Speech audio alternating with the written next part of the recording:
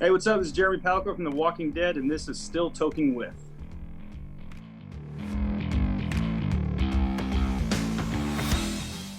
Hey, this episode of Still Toking With is brought to you by the Dorkening Podcast Network. You can find more about this awesome show and others just like it by heading over to thedorkening.com.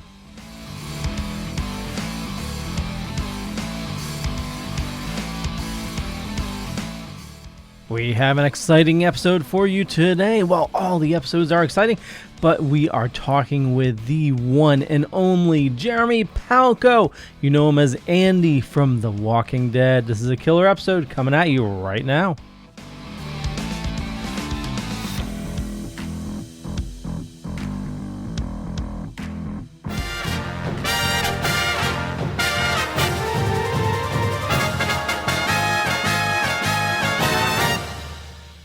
Shark Bites Podcast. It's the greatest show in history. From the Dorkening Network, hosted by a nerd who's named Patsy. From movie reviews to tips on surviving the coronavirus, Shark Bites has it all. Follow us on Facebook and suggest topics at sharkbitespod@gmail.com. Available on iTunes, Stitcher, Spotify, and wherever you get your favorite podcasts. Rise and shine, my sinners. When Father Evil starts his day, he gets a little deadly. Deadly Grounds coffee has the richest, smoothest flavor you'll find anywhere. It's sinfully delicious. Once you go deadly, you never go back. Order yours at getdeadly.com. Coffee's so good, it's scary.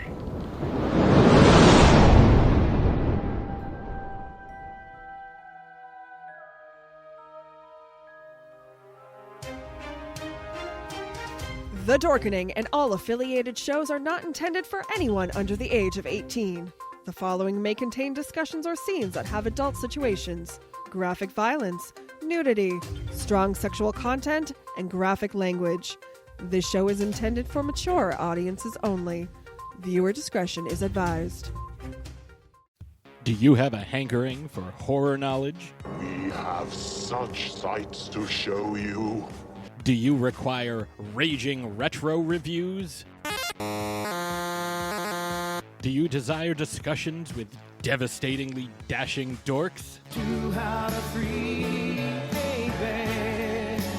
The Dorkening Podcast Network has nearly 30 shows to satisfy all of your nerdy, geeky, and dorky needs. From horror reviews and celebrity interviews. Hi, I'm Adam Green, the director of the Hatchet films and the star of Holliston. Hi, this is Dominic Pace, who played the bounty hunter Gecko from The Mandalorian. Hi, I'm Mike Price. I'm a writer on The Simpsons. I co-created F is for Family. Hi, guys. This is Dee Wallace from E.T. and Cujo. Hi, my name is Kurando Mitsutake, director of Gun Woman and Karate Kill. Hi, this is Samantha Newark, the voice of Jem and Jerica from the original Jem and the Holograms cartoon series. As well as nostalgic trips into the past, pop culture, the latest in entertainment news, and so much more. Featuring a variety of shows and hosts that will simultaneously enrage, enlighten, and entertain you.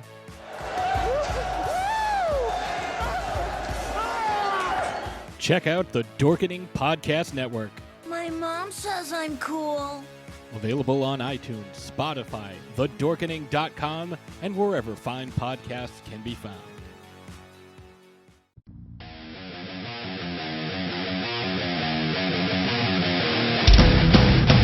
Your book of life will buy you a mile except in my free mind will keep me from under your spell. And when we die, you'll be another angel in heaven. But me, I'll be a fucking legend in hell. Your book of life will buy you a mile except in my free mind will keep me from under your spell. And when we die. And here we are live once again for another episode of Still Toking With, and it's going to be an awesome show tonight, like every other episode.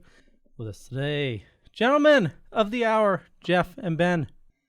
How's everybody doing out there? Staying safe, being safe, doing what you're supposed to be doing, I hope. And welcome to the show. That was a long fucking intro, bro. What do you want me to say? Fucking hi? Yeah! And for the first time on Still Token, we have Kevin with us. This is how you do it, Jeff. Hi. See? That's simple.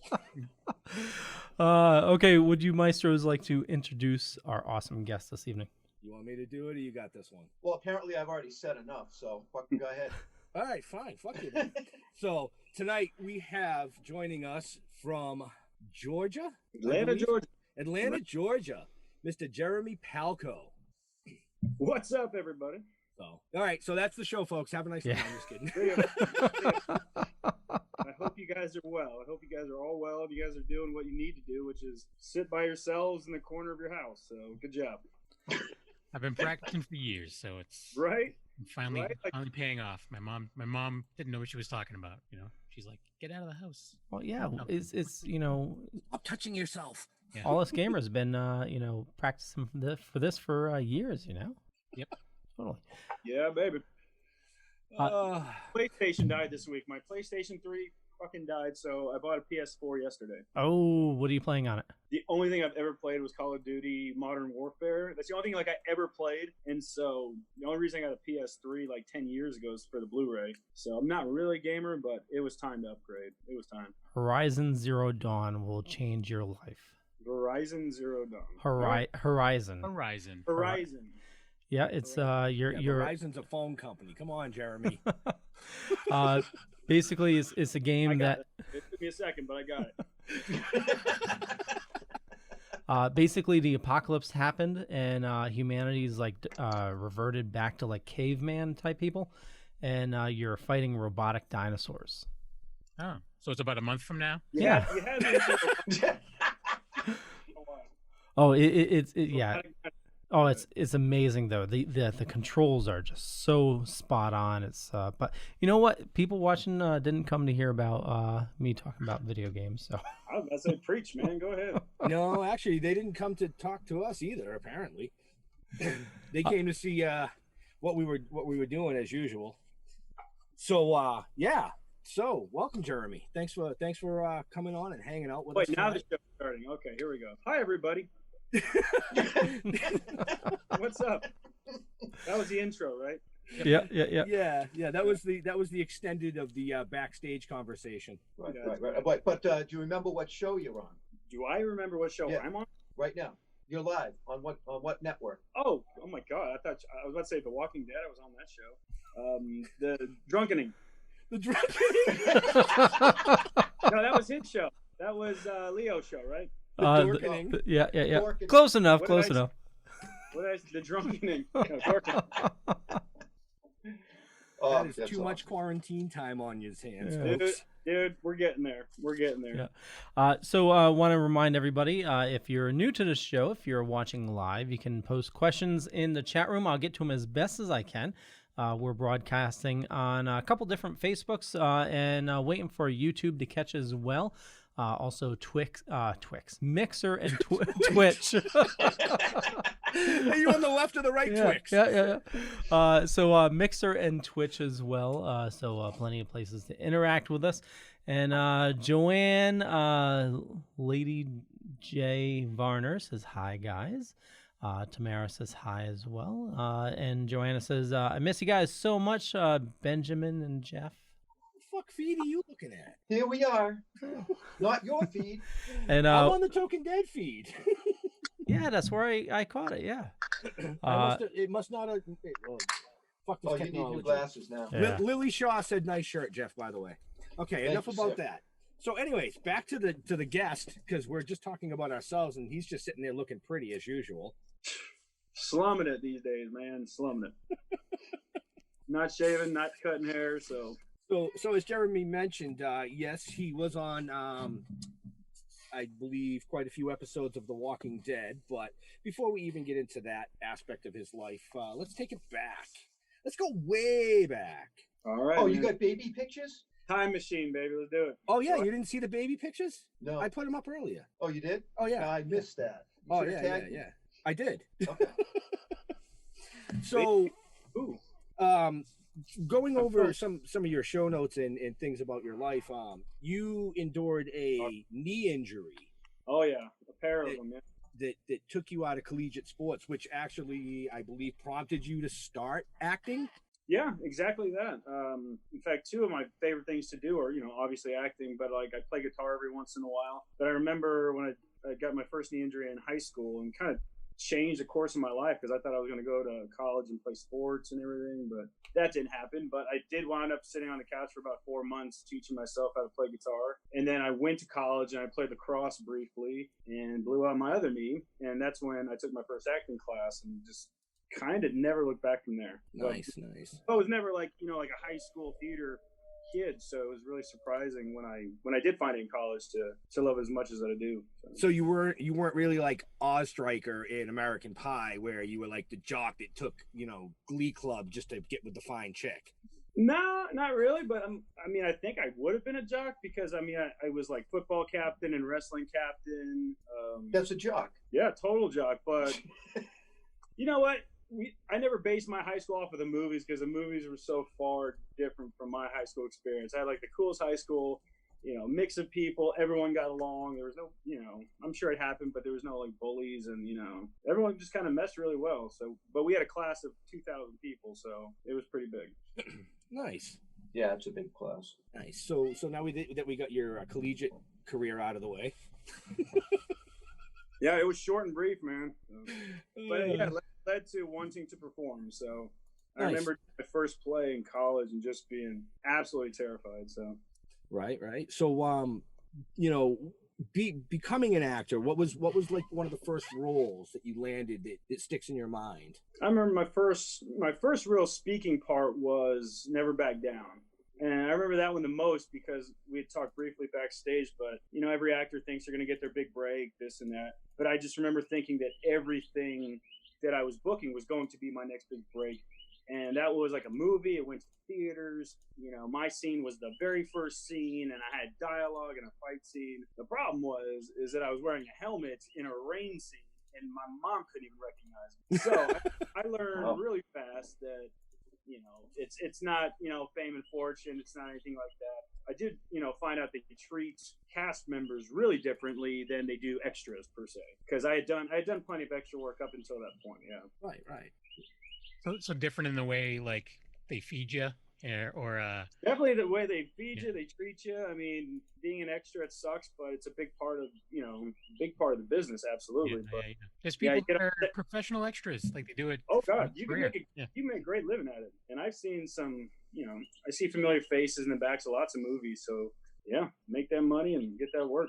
But yeah, they hoard you off into like an area where you just sit in the heat or the cold or whatever season it may be with 100,000 people. I wonder if that's going to change now with coronavirus. Oh my God. Sorry, just random thoughts of the day and how everything. As I go through a day, I'm just like, this is going to be completely different when it's like I'm nervous about movie theaters that are opening again. Like movie theaters, bars. Somebody like bumps you in a bar or sneezes on your like shoulder or something. Yeah, you get them for like attempted homicide or whatever. Like you just somebody did at like a Walmart or a grocery store or something like that. It was like sneezing on the produce and they wound up getting arrested. Yeah, I saw that, and it was like they had to throw away. Sorry, I didn't make a hard left of the conversation. That's okay. We're all thinking about it. Yeah. We went from extras to that. Sorry, my bad. But now you know why when you asked how long this went, I said anywhere from 45 minutes to an hour and 45 minutes. Hey man, I'm here and just enjoying the. Yeah, we're gonna start a fire here later, so maybe we'll start sooner than later. I hear birds. Yeah, I keep hearing a bird. My back door is wide open, so. Oh, okay. So that's the building. Oh, I can't show you because I'm in space. Sorry. Yeah, that's you true. Ruined the illusion. Your backyard is in space. That's space birds. Be quiet. Space, there are birds in space. Yeah. I was gonna make some poor joke about horses in space for the last Star Wars I already movies. made the poor joke, so wasn't much to live up to. Horses in space. Okay. Yeah, you didn't see the last Star Wars movie? No, I have not. They had space horses in like the final scene. It was messed up. Yeah. Nice. Well, all right. Okay. Yeah. All right. Anyway, They're all right. Welcome back to the show, folks. Yes. See, this is why I said it goes in the shitter in the first 30 seconds. I throw the shit away, and it is what it is. So Tim Jones says hi. Tori Pritchard says hi as well. Tom Morris Jr. Also Jack Shipley. William Pace said, Ben, send me that email. Also, just a quick hello. My pre-show starts in 10 minutes time. Oh, yeah. William is starting his show tonight. Oh, nice. Well, how dare he try to go up against us? I know, exactly. What the hell? Oh, William, forget it. That's it. No email for you. Yeah, he's good. Yeah, Jeremy's actually has to go because he's got. I gotta go in 10 going to be on in 10 minutes. So, actually, you know what? I got a message too, William. I'll be there in a little bit. Yeah. All right, whatever. So going like so you did the movies. You've done extra work. You've done a lot of television and movie. Do you have a preference? Like, do you prefer one over the other? Like, I mean, I'm assuming TV is just more constant work. Yeah, TV, there's more opportunities, far more opportunities. So when you book a TV show, there's chances of getting, additional lines, additional scenes, additional roles. Even if you're there for a day and they haven't, quote unquote, killed you, depending on what show you're on, there's always a chance of you coming back, which is great. Whereas a movie, I mean, you basically you just have to be part of a movie, But unless there's like sequels and things of that nature. But yeah, TV is kind of easier to grab, I would say, even though all of it's difficult. But and even the quality of TV now too. To answer all that, longevity. That's what you want. You want the job to be, depending on what part of stage career you may be in. Just getting a role, man. That's first and foremost. Get the audition. That's it. But yeah, longevity on a show would be nice. Nice. Well, you've had, a little bit here and there. I mean, how many episodes were you on The Walking Dead? I think we fact checked it to 6 or 7. Yeah. Let's just say 7 and edit it. So. But it's, I mean, that's something that because that show has such a huge fan base. Oh, that show was insane. I mean, just anyone to get one bit of dialogue, or I know people that the fan base alone saying, I would fly in 1,000 miles just to be an extra on that show, be a zombie number 5,000 or something like that. Yeah. Well, so very fortunate to get on that show and very fortunate to get more than an episode. So I was happy that Andy lasted as long as he did. Well, it's also some of the best episodes of that show as well. I mean, it definitely took a dive after you left the show, and it's starting to make its way back up. But I mean, to each their own. I mean, I know. I particularly love Negan's character, for instance. I was wrapped up right in the middle of that. So that really, thrilled me when people equated my character and Negan in any way, sense, or form. But I do recall seasons I liked and seasons I kind of thought were blah. I got to admit, I haven't checked out this season, even though, I don't really need to, because I went on Twitter today, for instance, and got every spoiler I needed. Yeah. So, I mean, it's kind of tough, but no, I appreciate you saying that. Yeah. There was definitely a time where I defended it quite a bit. Like, there was people that every episode would be like, oh, this is it. I'm done. I'm like, yeah.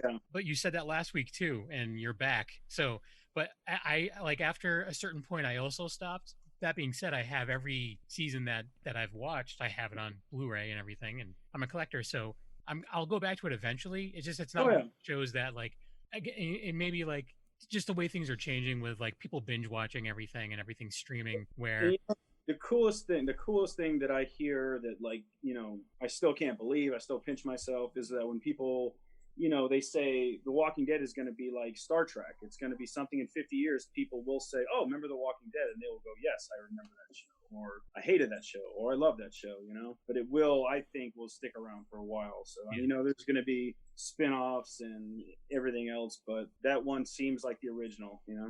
Yeah. Well, it's one show. Romero's the original, obviously. Sorry, I didn't want to take that away, but yeah, I'm glad you pointed that out. Well, I know Nick Caro would have punched me, so. Yeah. It's definitely a show that people can go back to. Unlike, I was reading an article earlier about Game of Thrones, how this would have been the perfect time for people to go back to it, but people were so soured by how that ended that people aren't even going back to watch it now. But Walking Dead, they did go on a low, but now the last 2 seasons have been really good, and it's just. Yeah, and the movie seems like it's a good, idea, which, not every show can have a movie, basically. So. Yeah, but the way they're tying that in, it's really smart. They had a little bit of a tease 2 episodes back. So we know Michonne is going to go search for Rick. She got some clue that he's still around. I didn't. Oh, yeah. Sorry. Spoilers. I'm looking for the fucking mute button. Yeah, I haven't watched it either. Why? What are you talking about? To mute Leo from spoiling everything? No, man. To mute the whole Walking Dead talk. Why? Because this is still Toking with, not the Spoilers. It's all you, Ben. Go ahead. Go ahead. Why I oughta. No. Well, you knew the conversation was going to go there by, bringing on such an awesome guest, Oh, I knew it was. Why do you think? Talk about Burn Notice for a while. I love Burn Notice. Yes. Burn Notice. Good. That was a good subject change. Wow. I like it. Yeah. Is there a question? No, what was it like working on Burn Notice? I guess. I don't know. Shiny key. It was cool. It was really cool because, I kind of got yelled at on my first day because they dressed me up in like U.S. Coast Guard captain's gear, head to toe. Now, God bless our military men and women, service dogs. Yes, I love the animals, but I could never be that. So when they put me in head to toe captain's garb, I walked around their real base, and I had an escort. But somebody came by me and saluted me because I was head to toe captain's gear, and just out of naivete, I saluted back, and that's when the guy was like, "No, you can't do that. That is impersonating an officer." And I was like, "All right, this is gonna be a fun day." But yeah, it was actually when we got on the ship, we were with the real Coast Guard, and we went out to sea, and we were out there for like 6 hours. We got in like a major storm. We shot off real blanks, but it was live fire. There's only 2 actors on the ship. It was myself and a young man next to me. And the third guy in the actual shot, if you go back and watch it, is the actual captain of the vessel. And I remember asking him like, "Hey, what can I play with? Because I want to feel like a captain." And he goes, "Fucking nothing. Don't touch anything." And so they brought in like this, no joke, like a toy box, and it had a real mic on it for some reason, and I got to play with that. So as badass as that looked, man, that was movie magic. Disappointing. Yeah. I mean, on that aspect of it, but it still looked cool. I mean, that shows that's one of those shows that I can watch whenever it's. Oh yeah, it's such a great show, and I kind of grew up in Florida over the last decade, and there's so many great actors in Florida. And that show in particular, if you watch it start to finish, you'll see every episode is just like you'll see 4 or 5 people at least in the Central Florida community of actors. So it was a great show for Florida, that's for sure. Nice. Whereabouts in Florida? I was smack dab Orlando. I worked on the Disney Cruise Line a decade back now. But then Universal Studios. I was with their entertainment for a while and some of the stunt rigging teams, and I was there for about 10 years. Nice. Wow. While I was pursuing acting on the side, so they were a great company to work for in the entertainment field, because if you needed the break for an audition, they gave it to you, 90% of the time. How was it working on a cruise ship? Oh man, a lot better than it would be today, I'll tell you that much. No, I was fresh out of college, and I had done the Disney college program. I'd come down and worked as a lifeguard, actually, while essentially getting real world experience, internship. But it was really just a lot of fun. And so when I graduated college, I really didn't know what I wanted to do except maybe go back to Disney some way, shape, or form. And my friend Amanda said, "Why don't you, audition for the cruise ships?" And I didn't even know you could do that. I was like, I can work on a ship. I'd never been on a cruise. And the next day I signed up, and they called me and they said, if you can make it down for an orientation, we'll get you a job as entertainment staff or something like that. They told me, and I was like, that sounds fun. So I flew down to Florida like a week later, and I was on the ship for 2 years, singing and dancing like a pirate and hosting shows and game shows and all that fun stuff. And then a friend of mine kind of said, "Hey, I think you'd be a good actor." And I never really thought of that as like a possible option to be like an adult job. So when I got off the ship, I started looking to be an extra in commercials and movies. One of my first movies was a movie called Sydney White. I don't say my movie. I say I was in that movie because I was an extra. But like there's a real deal money shot in there. It was pretty cool. Like I went to the movie theaters, and I think my mom recognized me in that one. That's why I like that. So all over the place, man. Nice. Yeah. I'm kind of looking at your IMDb list. Kevin, we've touched on The Walking Dead, which we can go back to after. Burn Notice, Never Back Down, like you just mentioned, Sydney White. But I mean, you were on What the fuck is that kind of show? Oh my god, I just drew blank.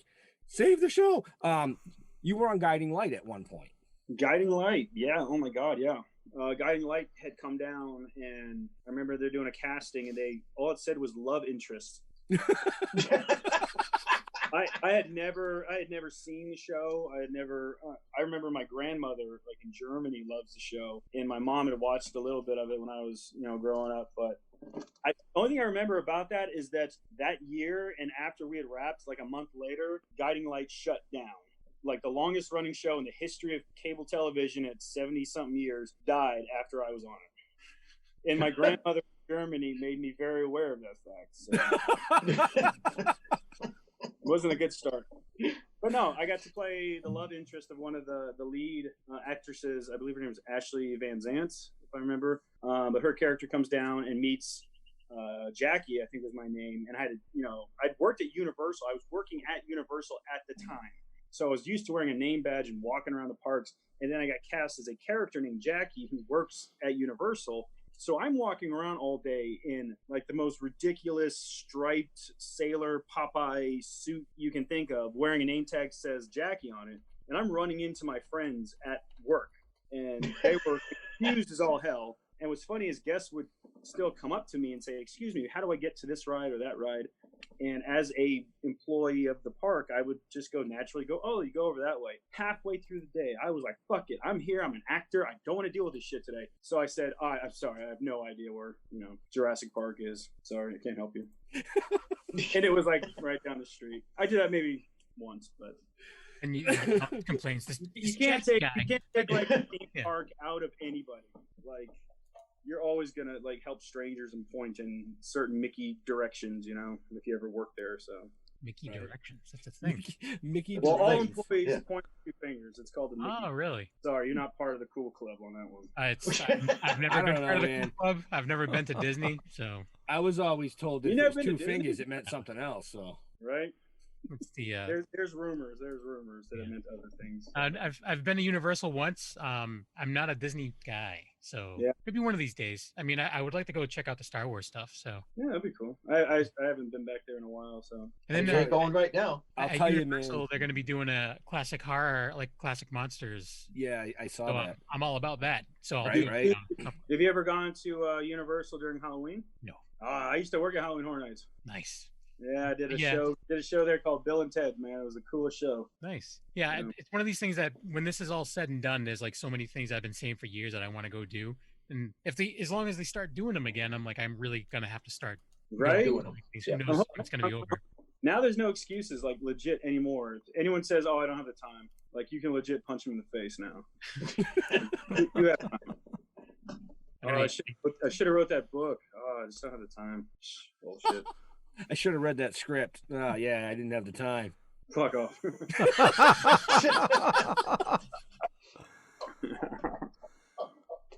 Well, we've certainly met you at a bunch of cons, and that season's definitely getting hit hard. I saw. Can you imagine like the differences in what's going on at cons? Like, sorry to cut you off with that. Conventions, little hand sanitizer bottles that they give me like every 3 days. Like my manager has them in her bag in Kansas at the moment, but I found like 20 of them in an old bag I had. So thank God for the convention circuit.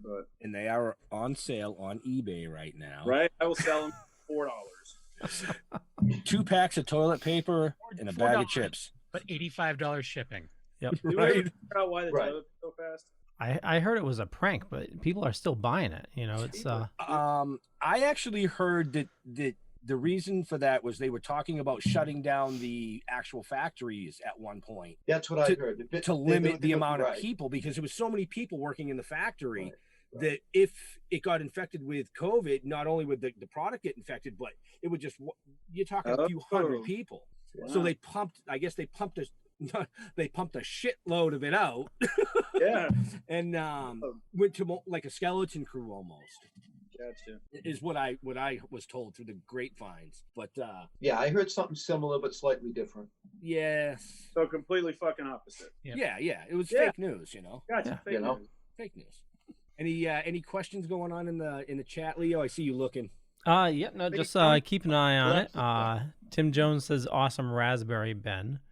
A bunch of people joined, so if you have questions, please feel free to post them, and I'll get to them as best as I can. And I was corrected. It was called a soap opera. Yes. That was the word that escaped me. Oh, okay. Or as some people would say, my stories. My stories, yes. Daytime TV. Yeah.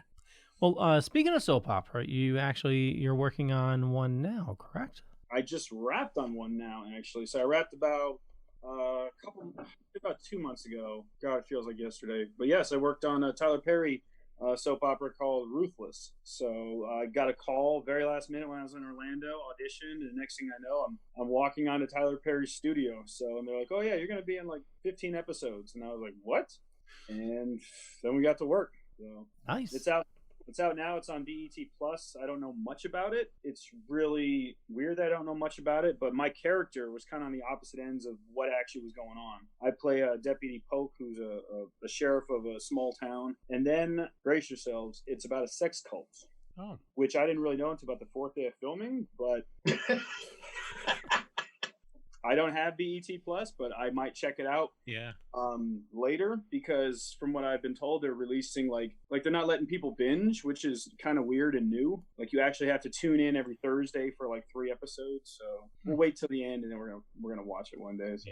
Yeah. It was like that. It was like that with Disney Plus too, right? Like they do that and Hulu too. Yeah. And even CBS All Access, Picard. They just aired the finale for that. I don't mind that, because it spreads things out a bit. You know, we've already talked about this before. But we have, many times. yeah. You're right. Yeah, I just binged the season 3 of Ozark. We got through that in a So weekend. good, right? So good. Yeah. I still haven't watched it yet.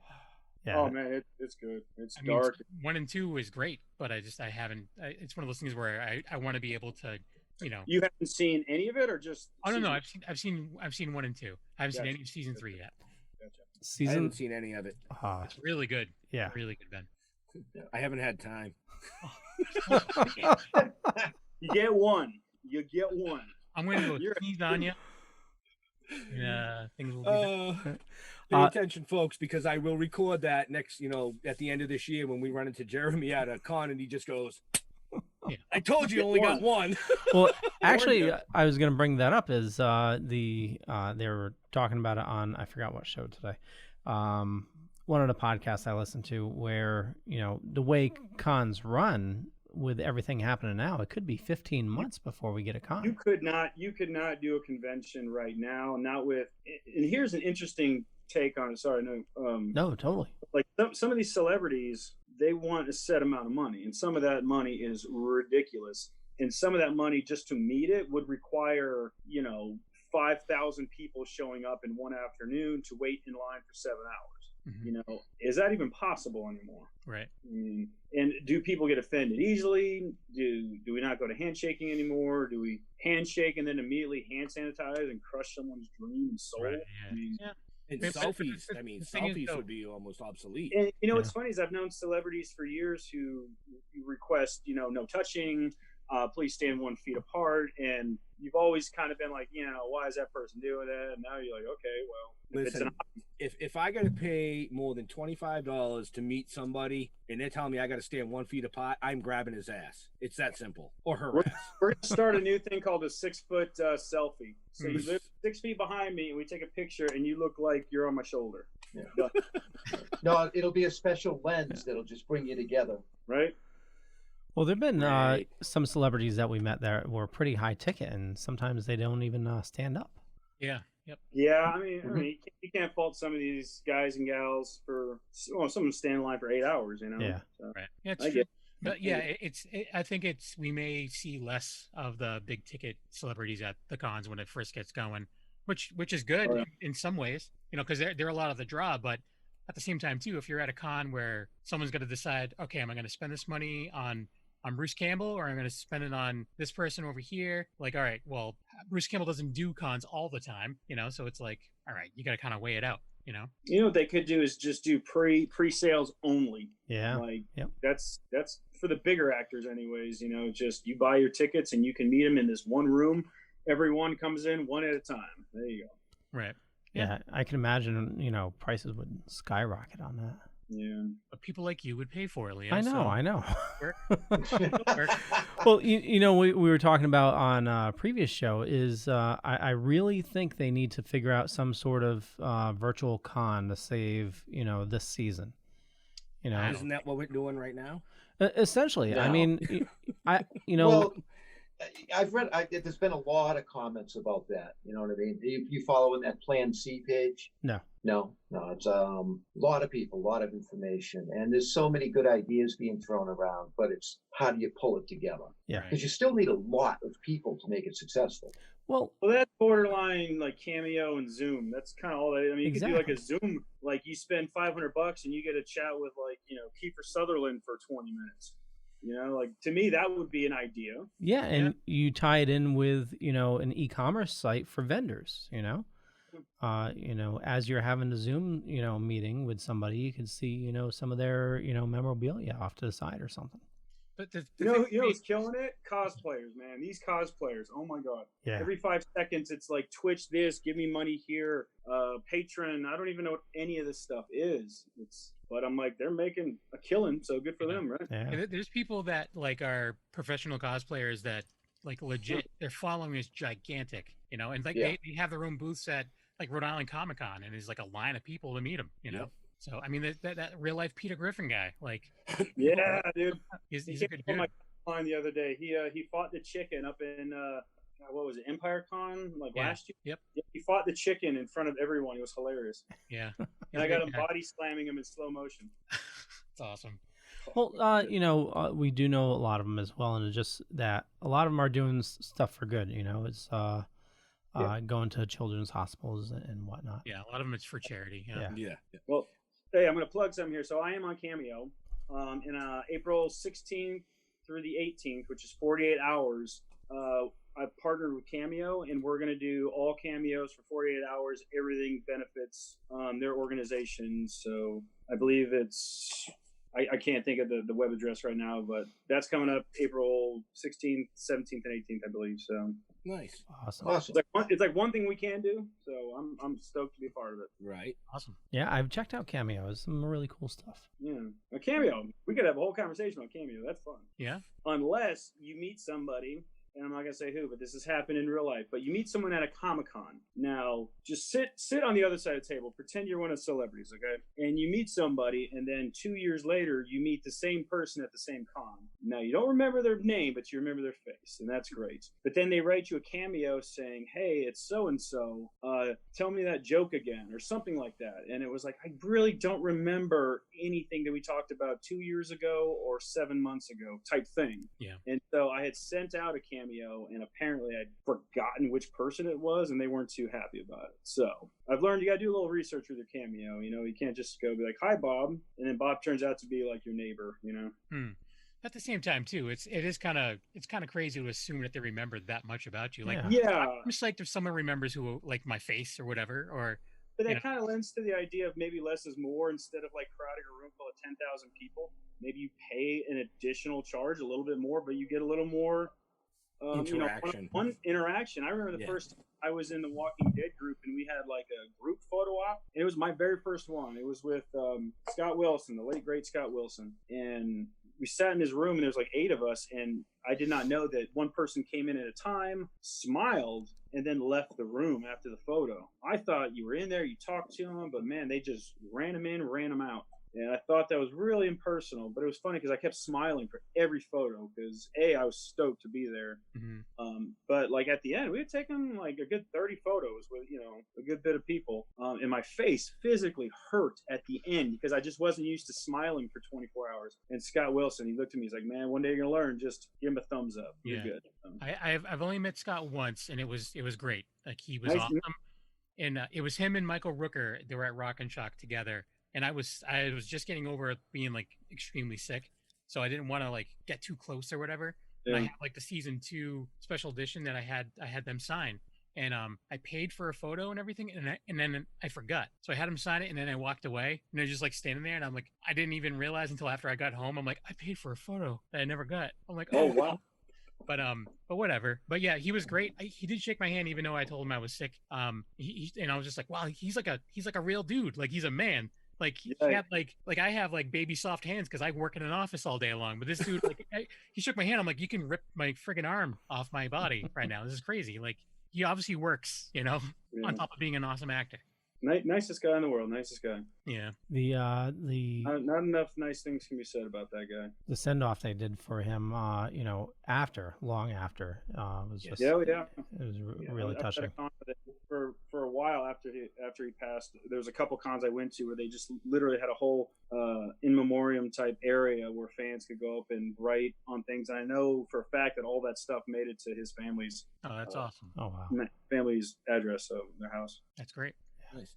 Do you need to run your commercial, Leo? Yeah, actually, we'll do that. If you haven't been paying attention, every single show is brought to you by Deadly Grounds Coffee, local roaster here in Connecticut. And now more than ever, we need to support our local businesses. Like I have my comics being delivered by Sarge's Comics in New London, Connecticut, and we got Paul's Pasta over in Groton as well, and got curbside takeout. So if you have a favorite restaurant, go check them out. But if you like coffee, head on over to getdeadly.com. I understand our new sponsor. Yeah, I know. It's been a long day. So getdeadly.com or Deadly Grounds Coffee. Just Google it. You don't want the one in Canada because they don't ship to the U.S., even though they have bacon flavored. I do want the one in Canada, but I can't. I know. want them both. Totally. Well, we'll have to drive up there. We have to go up there that way at some point. Now that as soon as the Corona thing is done, now I can.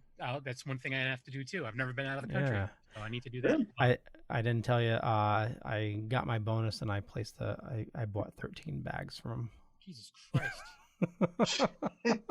But it's literally the most amazing coffee you'll ever have. Death by Chocolate is my favorite. They have a chocolate raspberry, Wishes brew.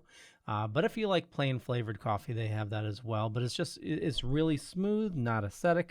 But you know what? Here's a zombie talking about coffee. Everyone thinks because you're a zombie, you don't know good coffee. Well, they're wrong. There's only one brew that gets my seal of approval. Deadly Grounds Coffee is my guilty pleasure. The aroma is so intoxicating. It brings all of my neighbors out of the woodwork. Deadly Grounds Coffee. Coffee to die for and zombie approved. It's good to get a little deadly. Use the front door! Oh, they're so disgusting. We know where to go if we have to. Yeah. We are back. But I drink way too much coffee. So yeah.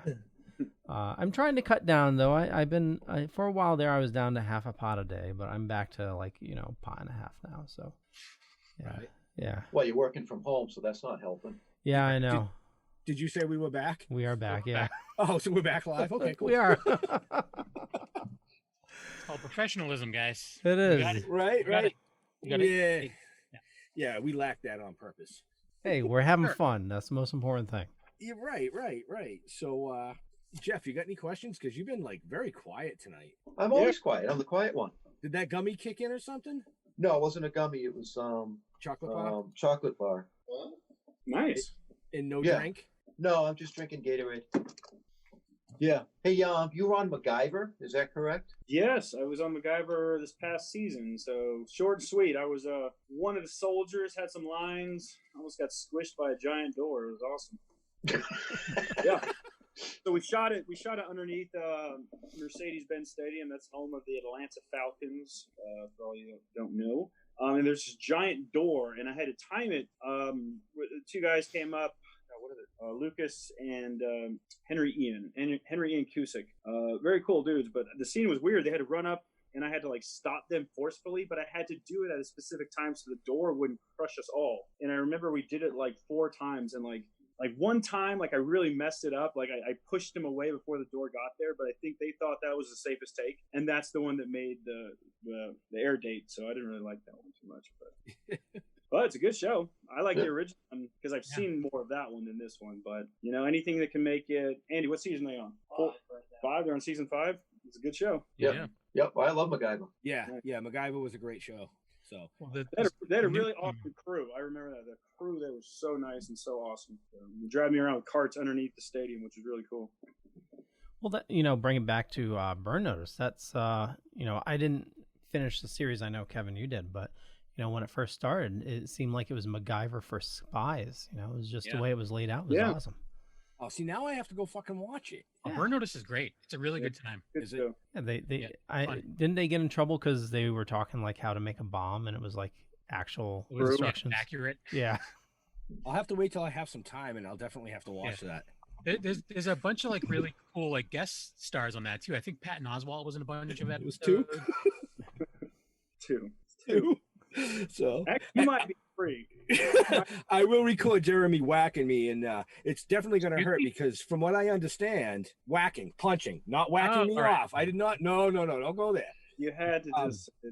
But from what I understand, Jeremy, you're a second-degree black belt in Taekwondo. The older I get, the less that becomes a viable option in self-defense. Let's just say that. Because I took martial arts when I was really young, like 5 to about like 18. I was like the prime of my youth. Like Van Damme was my hero. I was pretty wicked back then. My brother was pretty badass. My sister was a black belt. My dad's a black belt. We all took martial arts, and we all did fairly well at state tournaments. Yeah, I was going to say, you won state championships. Twice. Oh, yeah, I was like Johnny from Karate Kid. Like, I had trophies in my house, and it was cool. But, once high school kind of hit, I started leaning towards, girls. Football and baseball. I try to focus on that. And then my weightlifting coach in like 7th grade convinced me to do wrestling. And I remember that being the toughest sport I'd ever done in my entire life. But I did that for about 8 years. Going back to martial arts, I think I would trust my life to a wrestling match than I would, old school Van Damme kicking to the head. So it looks cool in movies, though, right? Right. That's about it. Favorite Van Damme movie? Favorite Van Damme movie? Ooh. There's like Good question. I'm going Bloodsport. Ooh. Yes. Yeah. Bloodsport was my favorite Van Damme movie. Yeah. And Universal Soldier. Fuck it. I like that. There we go. Yeah. Dolph Lundgren was cool.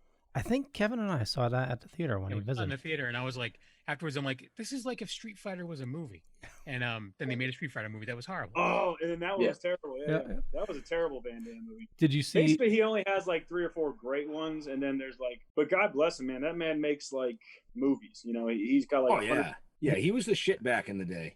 Well, even now, his new TV show is awesome. Van Damme Johnson. Wasn't that like a movie? No, it was. I think he did a movie, but then it turned into there was an actual TV series. I think it was like 2 seasons. And never heard of it. Expendables, which was kind of cool. Yeah. I was just gonna say I like the way he died in the Expendables. Hey, I haven't seen it. Spoiler alert. Van Damme Johnson, I believe it's a Amazon original. So if you have Amazon Prime, definitely check it out. And it's hilarious. It's just him making fun of himself. He's an aging star that trying to get back, and he's like a spy as well. It's pretty cool. It's like a mockumentary, right? Yeah, exactly. Mockumentary. Yeah, like The Office. Like it's a category. I love it. So Anyway, no, I just wanted to bring up the fact that you studied martial arts, in life. I did. It was very. I mean, it took me a good 14 years to get my black belt, and that was normal as a kid. Like, you had to work a year, you had to learn forms and sparring, you had to break boards, you had to write papers, you had to memorize Korean language and numbers and things of that nature. And nowadays kids just go to YMCA, pay $1,000, and they got their black belt next week. So it was definitely back in when you had like a sensei, like that's where you studied. Like, there was old, dojos around everywhere. We didn't call them dojos. I don't remember what they called them, but we were pretty serious as kids. So nice. That was all that mental balance stuff and all that shit they teach you, right? It was just a way to keep the kids out of trouble. That's what it was. You got to punch and kick people. Yeah, I took karate when I was a kid because I was bullied by older kids, and I got pushed under a moving school bus. So my mom's like, "You're taking karate." So what? But well, you were an 80s kid, right? Like, you're an 80s kid, maybe? Yeah, I was born in 75, so it was like early 80s. Yeah. See, that's when like bowling was at its peak, its prime. That's when like they Hollywoodized it. It was cool in the movies. You always had, the good guys and the bad guys, and that was it. So God bless you for making it through it, man. Yeah. It was a rough few years. We ended up having to move and everything because it was just bad. But wow. Yeah, I'm from like central Massachusetts, and it's it's garbage. But There's I went to Fred Villari's studio as self-defense, and like it did nothing for me. It's like not even like, but there was other people that they're still doing it, you know, so it's huge. But it is scary too, like, you know, when it's so organized and like you said, you know, you have like these things you have to memorize, but if it's in a real world environment, like, sometimes it's not going to really do anything for you. I just heard a story. There's a UFC fighter who was attacked by someone who entered his house, and this guy's like destroyed everyone in the UFC, and he couldn't get this guy to the ground. He's just some random crazy guy who was like on drugs, and he couldn't get him to the ground. Wow. Yeah. But I don't know. Meth wins every time. Yeah. Yep. That's the yeah. Right. Yes. Wow, it just got really quiet. It got really, really quiet after the meth wins every time. Well, he's not wrong. I have a T-shirt that says it. Hey, listen, you know. It's on a T-shirt. It counts. Yeah. That's right. That's right. So, you still playing the guitar? I do. I play it pretty often. So yeah. You record? I sold one of my guitars last year. I didn't want to, but still got another one. Yeah. Do you record? No. Oh God, no. It's more just a dink around type thing. So you're like no songwriter or anything? No, not essentially. No. You just learn like other like cover songs and stuff. Yeah. I was in a Blink 182 cover band in college. Oh, nice. Oh, wow. I got a Fender Indonesian made Stratocaster, and I learned every Blink 182 song on it. And then I just kind of kept them around and played them for fun. So yeah, nice. Yeah, but I think it's good to have on the resume as an actor. So it'd be a lot of fun to do something like that. So you won't have the uncomfortable, like when someone's like pretending to play guitar in a movie and it's. Oh, I watch wholeheartedly. I'm like, does this person actually know what they're doing? And most of the time, it's a no. Oh, 90% of the time it's a no. You know who the 10% is? Michael J. Fox, Back to the Future. Watch that guy. That guy learned how to play the guitar in like a month. Yep. I watched the documentary, and he said he didn't know anything, but when you watch him actually, you know, quote unquote, air guitar with a real guitar, I mean, his finger placement and his, you know, his plucking skills are amazing. So yeah. I always compare the people that can't do it to Zach Morris on Saved by the Bell. When he played guitar, it's just like, it's not even close to being right. You know who mine is? It's Dusty Dinkelman from Just Friends. Okay. You ever seen Just Friends with Ryan Reynolds and Anna Faris? Well, Chris Klein from American Pie is like this douchey, like acoustic guitar singer, and the way you can just tell it's not him. Like they cut from his face to like the body, the face to the body, and like the hands don't match at all. It's hilarious. I'm like, he couldn't learn a couple chords, man. Come on. But my wife always like flips out. She's like, stop, like, you know, breaking the wall, you know, because I'm like, that person's not really playing. They're not really playing. And like we're watching something, and it was a bass line, but they had a guitar, and I'm like, that's not even the right instrument. It's not even the right instrument. Yeah, it's not even plugged in. Like it's not them. Like I don't know. I love it. Well, I know this is something everybody's watching, but Tiger King, is he actually singing during that? No, he's not. No. It's already been proven that he's not. That the guy who did sing has already released the thing saying that it was him. Oh yeah, I'm not that far into the series yet. Oh. Yeah. It wasn't in the series, but it was after the fact. Oh, see, I knew absolutely nothing going into it. Okay. But when he's doing his videos, I'm like, yeah, that's not him. It's not him. Okay. Good to know. Yeah. Have you seen it, Justin? Tiger King? Ooh. I just called you Justin. Jeremy? Sorry. I was like, who the fuck is Justin? I don't know. I'm sorry. Have I seen Tiger King? I did. My roommate was watching it the other day, and I glimpsed like the last 2 episodes. Mm-hmm. So I kind of went into it having known what happened ish. Yeah. And I'm like, just so fucking crazy. And I kept asking him all these questions, and finally he's just like, shut the fuck up and we'll watch it. So I did. I sat down, I watched the whole thing, and it was just I hate to say it, but like I've lived in Florida for 10 years. Like my family lives in Florida, my friends live in Florida, and it's like that does exist in Florida. It sucks, man. Oh yeah. There's people out there that's stupid and crazy, but I mean, it's weird that those are real people. It seems it was like entertaining, and I think Carol Baskins did it. Oh, totally. That's like I think season 2 is going to be nothing but that. Well, they're already talking about reopening the case and everything. Like, there's a video of like a guy who can read body language. Would anyone in their right mind agree to that? I don't think she would. I think unless they give her a lot of money. I think it may be forced on her because it may be like one of the Making a Murderer kind of thing where it's more of a this is what we did. Probably already signed a contract with them saying we can film anything. Yeah. I don't know how that stuff works, but I haven't seen it. I haven't watched that show yet. It's white trash with tigers. Dude, it's literally like one episode. The first episode, you think it's about this, and then there's like a real TV show. There's a fucked up twist at the end, and you're like, oh, we're going this way with the show. And then something at the end of that episode happens, and you're like, didn't see that coming, and it changes the show back and forth. It is just you won't believe what you're actually watching. Yeah, so. Great. Now I gotta watch that. So you have to. It's a train wreck, but you just can't stop watching. In the comments, Denny Gager is in the comments, and he posted an article. White House reporter asked Donald Trump about pardon for Joe Exotic.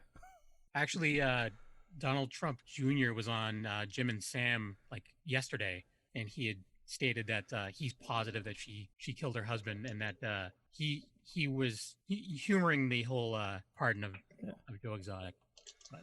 A bunch of comments in the chat room about it, so that woke everybody up. Angel says, right? Like, sorry, just start talking about Tiger King. Can we get somebody from Tiger King like here? I want him here. What's so funny is, the meth head with like the no teeth and all the tattoos. Yeah. My brother sends me like a meme of this guy and says, if there's a movie, you're auditioning to be this dude. I saw an article where he was upset that that they used all the footage of him without his teeth in. Like, they had him take his teeth out because he had like false teeth. And the one thing I do know about reality television, I had a friend who worked on Survivor series as a camera guy, and he's like, 90% of it's just like, hey, go do this, hey, go ask him this question, hey, go do this, try this, hold this up, you'll get money, and they're like, okay, we'll do it. So fall down that hill and pretend like you're hurt. Yeah. I mean, hey, go back, say this, hey, ask that instead. And it's orchestrated to a point, but at the same time, it's like they're not holding a gun to someone's head would be a reality. They're making it interesting for people. Yep. Yeah, I mean, no one's got anything to do right now, so it definitely was a genuine distraction of something more fucked up going on, I guess. Yeah, exactly. Like, well, listen, we're all dying of coronavirus. It's like when you watch cops, you feel better about your life. Right. Angel says Carol Baskin's that bitch, and one thing I have to admit, Tiger King definitely got my mind off of the coronavirus and how the world's going to end. And so, Jeremy, what are you watching to or what are you doing to keep your mind off everything? Mind off everything. I mean, I wrote a script. I'm working with Peter Dante from Grandma's Boy. Nice. They were actually like gung-ho hardcore trying to get this thing made. I've got Anne Mahoney involved as well from Walking Dead. Aaron, what's it? Oh, I forget his name. Sorry.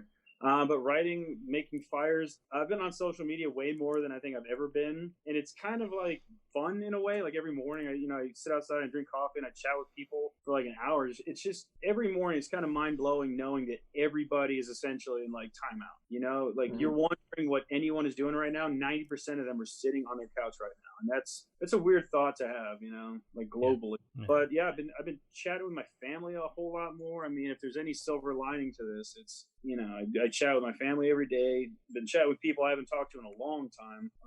But yeah, just getting more social media friendly, and it's weird thinking that that's the way things might be heading. At least for a year or so. I mean, yeah. I mean, going to the store. I mean, such a weird thing to be part of a show that's based on the apocalypse, and then to see all the comparisons and the memes and the show, side by side of the Atlanta Bridge being there.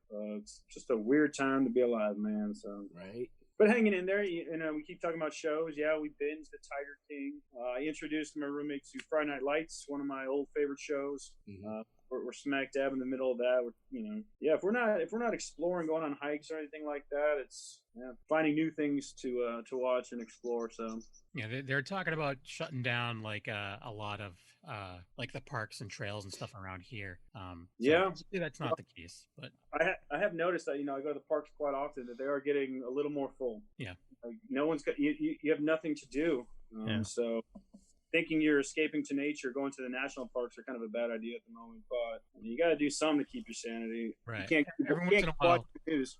Every couple of days, I'll just get in my car and just be like, I'm just going to drive for like an hour, and then I'm going to come back. No, I drove today. I had to go to the post office, but I realized I hadn't driven in like 4 or 5 days, and it was nice to just roll down the windows. It's a perfect like 70 degrees today. So yeah, I mean, I hope I'm not the only ones, thinking like, man, I might take some things for granted.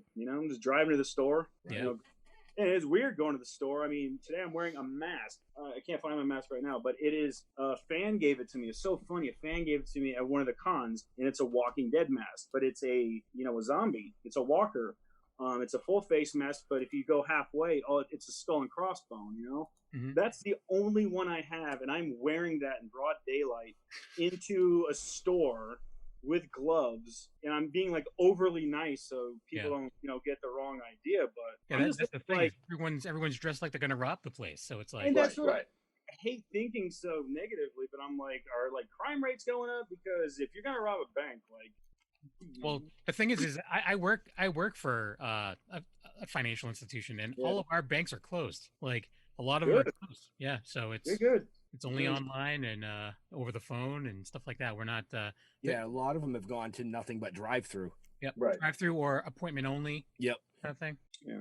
Yep. And there's nothing. Yeah. You can hear the pin drop. So I do have to ask this because you've been in so many different things. But as I'm looking over the list. How was it working with the Chipmunks?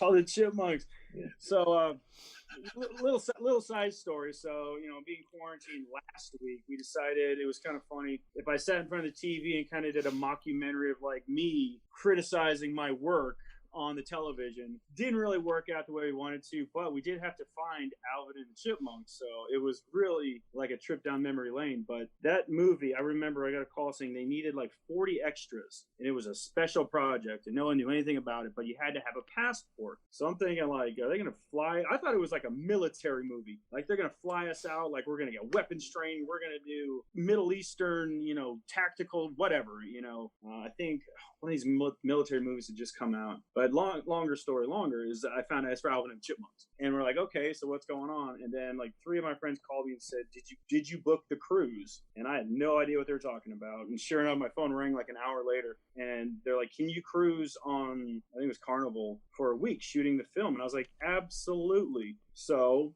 they put us on for a real 7-day cruise, and we shot every day for like maybe 6 to 7 hours. In like certain parts of the ship, they would, close off for the guests, and we would shoot. And we legit watched it last week, and we shot for 7 days. It is literally the first 3 minutes of the movie, like the first 3 minutes, and then it's like they went to Vancouver and shot the rest. But it's so funny because all my friends every day were used for different roles. So one day I'm a waiter, one day I'm sitting next to my wife over there. In the next shot, I'm sitting with my new wife over there. And like the last day, I'm like sitting behind like the poker chips or something like that. But that was a fun shoot. But got to cruise for 7 days, and they paid us a little bit of money, and we were treated like the guests at all the meals, and we got to see the shows. So yeah, that was a really good time. That's cool. Did you get to work with David? Did you get to work with David Cross at all, or? Oh no, we were just extras. So like all the real dialogue driven scenes. Jason Lee was there and David Cross. And then Andy, I forget, McDonald, I think's his name. He's an actor, but I want to say he was in The Office for a little bit. But I remember having a conversation with him, but he was like, yeah, man, like this is a good gig, but when I'm done with this, I got to go home. I work at a bank. And I was like, you're like one of the lead actors in this movie, and you're working at a bank. I remember hearing that.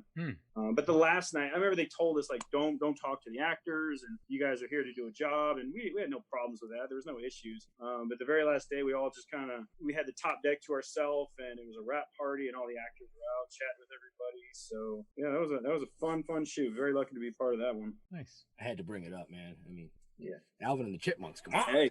Hey, you see my face in there once. And what's so funny is I literally, the week before that, I shot a series called America's Most Wanted, in which I had to dye my hair blonde to play the character that I was playing. Now, I had shot that, and that was funny because that was like one of the first leads I'd ever booked. It was one of those, TV Discovery, America's Most Wanted, sorry.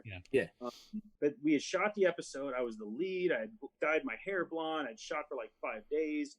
And then I went and shot the Chipmunks with, orangish yellow hair. And then when I got home from the cruise, it was about a month later, they called me and said they had caught the guy from America's Most Wanted in Peru, so we don't need to air your episode. And nice. Oh man, that broke my heart. That sucked. Right? Yeah. But you've been in a ton of other stuff, You were in the Vampire Diaries. Did Vampire Diaries, played a guy named Frankie. That was fun. I remember thinking I was going to be in the originals was about to come out. I remember that. And they were saying, oh, it's going to be all college based and you're going to be a main character. And nope, One and done, baby. One and done. But then on the flip side, Bloodline. Bloodline, man, that's probably the one I'm most proud to be in. And I had like the least amount of expectations. I don't know if there's a question. You just want to keep talking about it. Sorry. No, keep talking. All right. From the beginning, here we go. I was working at Universal Studios at the time as a parade float driver. Picture that, if you will. So, the big parades that go around. So I'm driving this one from the Hop Unit, which is a children's movie regarding an Easter bunny. I am head to toe in like bedazzled yellow, green, purple, orange top. I'm driving one of the floats. And I remember during one of the breaks, I got a call from my agent saying, you're booked for what was called KZK at the time. It was an untitled project. All we knew was Netflix, and that was it. That's all I knew. I didn't know Kyle Chandler. I didn't know Sissy Spacek. But anyways, I remember being at Universal in that outfit and telling my manager, listen, I have to drive down to the Florida Keys right now. And my manager, who was cool as hell, Kevin B was his name, said, dude, go. And I jumped in my car, and my agent didn't even give me an address. She said, just go to Key West, which in my GPS at the time was like 9.5 hours. So I'm driving. About 4 hours later, my agent goes, no, you're only needed in, what's the first island, Andy? Key Largo. Thank you. I was only needing Key Largo, so my 9-hour trip turned into like 5.5. But I remember shooting a couple scenes and, reading that it was a Sam... let me blank on his name. Sissy Spacek, Norbert, Leo Butch, Kyle Chandler. But I was reading the cast and I was just blown away by. They're all like Academy Award winners, and so I'm like, I thought this was going to be. I had only done Magic Mike and Sidney White and all these little fluff kind of comedies and stuff, and then I got thrown into this world, and I loved it because I prefer the dramatic side, to the characters that I think I'm suited for. But that one was great, just serious from start to finish, but such a great show. I'm sad it only went 3 seasons. I heard it was going to go 5, and then Florida and their film industry, it wasn't going up, and Georgia was just skyrocketing at the time. And this was a good 5 years ago. Yeah. But that was a big project down there. A lot of good people on that one as well, Florida actors. But yeah, I'm really proud of that one. So. Nice. I meant to ask, Leo, do you have a hard stop? In about 14 minutes. Okay. Yeah, that work for you? Yep. Yeah. Okay. Usually we get a bug right about now because you got to get set up, but. Yep. No, we're connecting in about 14 minutes. It should probably end before 14 minutes. Yeah. Yes, that's what I was just going to say. So we have about 10. Yeah, but if the guys, we don't go live till 9, so it's we're good. I can make it happen. All right. Yeah. So, but yeah. Any questions over there, Jeff? Because you've been really, really quiet tonight. I'm enjoying listening to him. I love it. The soothing sounds of me to put you guys to sleep. Like ASMR. It's just you floating in space. It's what it is. The space birds. Space pirates. Dude, I'm telling you, first time using this thing, and they gave me the option of floating in space, and I was like, done. Yeah. Marty McFly, man. Did you see it? Yeah. Yep. The last time we used it, Jeff had a drink that was green, and it would disappear. It's pretty cool. Yeah, that was cool. That's right. Yep. That's right. That was with Red Malloy. That technology in 1985 didn't exist. Like, Spielberg would be impressed right now. Right? Little things. Yeah. Just the little things. But welcome to quarantine, well, man. Yeah. That's the second time you brought it Back to the Future in the show. Is that one of your favorite movies? I think subconsciously it is. Yeah. There's a really cool poster in my hallway of Back to the Future that was kind of left behind by one of my good friends, but it's this really unique poster. I'd grab it if I could, but I'll explain. It's like it looks like it's hand drawn, and it's a guitar, and through the frets is the DeLorean and fire going down. Oh, nice. So cool. It's really pretty cool. So yeah, that is cool. That being said, Back to the Future is awesome. Nice. Right. Yeah, Jeff and I actually have been chatting with J.J. Cohen lately. J.J. Cohen played Skinhead. He was the dude that grabbed Michael J. Fox by the back of his vest. Yes, yeah. And said, the dork's going to drown. Oh, okay, yeah. Yeah, so he was in all 3 Back to the Futures. Yeah. I did a convention with the bullies there. God, I'm blanking on their names, but man, they were really cool. I hung out with like Goldie Wilson. I forgot his name. This was on my birthday like 2 years ago in Orlando. We did a convention. Wasn't the best convention, let's just say, but there was a lot of cool people there. Nice. Goldie Wilson from Mayor. That's right. Goldie Wilson, Mayor. There, yeah, he was awesome, dude. Bought me a drink. Nice.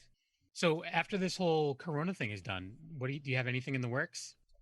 You know what's so funny is I just booked a project and I was set to shoot, and then I got the call. So like, yeah, I had a big project, and I'd still go right now. I can't talk about it. It's in Atlanta. Not a big role, but it's a cool part in a cool movie that was set to come out in December. So I don't know what the status is now of anything, but yeah, I don't think too many people do. No. I know he has a few scripts to read still. Yeah. Calm down, Ben. Yeah. Right? You got to contact my agent. What you got to do first, man. Snap. No, you didn't. Sorry. Slap. Hey, quarantined actor, man. I'll get out for anything, dude. Let's shoot this shit tomorrow. Let's do it. Live on the internet. Dude, you know what's so funny is, remember that movie? It was like Unfriended or The Dark Web, something like that. I remember watching that going, that is a stupid, like, it was a dumb movie. I didn't like it. Now I'm thinking, like, it was just ahead of its time. Now that would be a great horror movie. Yeah, I'm wondering like how it's going to change the industry in general. Yeah. Like, I'm hoping beyond hope that it's just going to be over soon enough, but it's, who knows? Yeah, I mean, my mind's been running a million miles an hour with that thought as well, because I know one of the scenes, it was in a crowd, and I'm just like, how can you go from like a worldwide pandemic to, hey, let's get 100 people packed together for 16 hours and shoot, it's just crazy. What's going to be wearing masks that are painted to look like their mouths or something. Well, you can get as extreme as to like, oh, they can only hire a certain amount of actors. And then it's like, well, then you have to hire more computer engineers and, CGI experts to fill the backgrounds or something. I don't know. Yeah. But, everything's just going to be CG only, and you guys are just all do voiceovers. Dude, I would kill to do voiceover work, man. Like, that's my dream, is to do like a Pixar movie, or oh god, that would be like, I'm thrilled when I do projects and I'm called in to do ADR looping for the project. For those who don't know, it's literally you go in and you watch yourself, and then you have to say your lines, or you get direction from the director on how to approach the line. But it's essentially you work in a booth all day, and I've always thought, being a part of like a Lego movie or a Pixar or something, I just think that would be so much fun. Yeah. I agree. I'm a big fan of voice actors and cartoon voiceover. But, not to belittle their work, I'm not saying I can do it well. I'm just saying that, like, that's something I would aspire to. And there are some really extremely talented people out there. Oh, totally. There's one that I followed just because I'm a fan of them. Like, I may not have any want to see the show, but, Billy West is in this, I'm going to check it out. Or, whoever. Yeah. Angel says in the chat room, if they can do Superman's mustache, they can get it done. They couldn't, though. That's the thing. They couldn't. They tried. Yeah, that was # release the Snyder Cut. No, nobody. Anyways, wow, that was that joke smelled out loud. It was bad. Yeah, it did. I was waiting for some sort of recourse. That was a joke. Can you tell the two of them are related? Yeah. Anyways. Oh, that's not good enough time. We should totally just end on that stinker, huh? Right. So, before we send Leo to wrapping this up, I was going over your IMDb. So I went through, of course, your little trivias, and then down the bottom it had, your personal quote. Yeah. Would you like to tell the people what your personal quote is? Can't find a good person in this world, be one. That's it, man. I live every day by that. And I remember I got that quote. I was in college. I was working at Disney on the Disney College program. And I'd gone to the parks with some friends, and there was like 5 or 6 of us. And there was just this family. I mean, at Disney World of all places. And they were just heated. They were screaming at each other. I think like a fight almost broke out between somebody and somebody. And this elder man, he was so cool. He kind of looked like the guy from Up, just a little old man. He worked at the parks. He had a name tag on, and he broke the fight up. I don't know what he did, but I remember just looking at him. He looked right at me, and he goes, well, you can't find a good person in the world, be one. And it just kind of stuck. I'd never forgotten him. That was probably 2005 I heard that. So I think it's a good one. It's a good one. Definitely a good quote, especially for what's going on right now. Man, there's definitely great variations of said quotes out there. I don't take credit for it, but it can't hurt at the moment, right? Right. Totally. All right, Leo. Yeah. Well, I want to let you know, if you enjoyed this episode, and why didn't you? You can find out more on thedorkening.com, and just head on there to find all the shows on the network. And so if I can find the right button there, Jeremy, where do you like people following with you? Where do you like interacting with your fans? Well, I'm going to start a podcast called The Drunkening, by the way. Awesome. So, copywritten. Yeah. These days I'm on my Twitter sphere a lot. I like interacting with people. I get thrilled when I get interacted back by like certain celebrities and stuff. I still geek out about that. Twitter I'm on. Facebook I'm really not on, but Cameo. I mean, I'd appreciate it. Like I said, the 16th through the 18th, 48 hours, I'll be donating all proceeds that help out Cameo, and they're going to be donating that to, I believe, it's Children's Hunger. I have to double check that, but I believe so. Awesome. We'll definitely look for it. And for those of you that don't know what Cameo is, just Google it, Cameo. But basically, it's allows you to get like a special greeting from celebrities. This is an awesome service. Highly recommend you check it out. Kevin. Yes. And Nicole on Twitter and Instagram. Every Tuesday night on Wicked Horror Show, which is also with Leo. And I'm also part of Black and White Fright and Secret Underground Hideout, which are all on the Dorkening Podcast Network. Yeah, and stay tuned with us. We're going to be live again in about 20 minutes for the Dorkening, and we'll roll it on over to Ben and Jeff. So you can find us Facebook, The Token Dead. That's usually what I'm looking at. Instagram, The Token Dead 1, I believe. Twitter at The Token Dead. Just not the token, do The Token Dead. Go to Token Dead. I don't Twitter. I don't. I don't feel so bad for being confused here. So yeah, we got every social media platform pretty much locked down with the Toking Dead or the Toking somehow. You'll find us out there. But like we always say, we want to say thank you to our veterans and our first responders for doing what you do every day, so people like us can do what we do every day. And during this pandemic, we really want to give a huge shout out to everybody in the medical field. Stay safe. We love you. And Leo. Oh, head on over to thedorkening.com where you can find all the shows. And I want to thank you all for tuning in. And that's about it. We'll catch you guys later. Bye. Good night. Bye, everybody. Peace.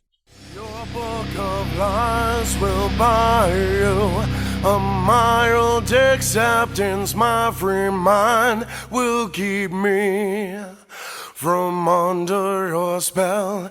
And when we die, you'll be another angel in heaven, but me, I'll be